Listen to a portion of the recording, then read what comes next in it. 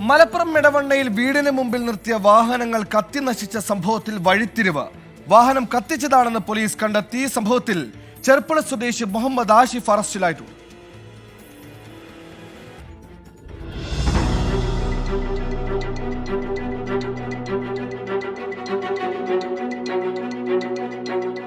കഴിഞ്ഞ 29-നാണ് എടവണ്ണ സ്വദേശി ആര്യൻതൊടി അഷ്റഫിന്റെ വീട്ടിൽ നിർത്തിയിട്ടിരുന്ന 2 വാഹനങ്ങൾ രാത്രിയിൽ കത്തിനശിച്ചത്.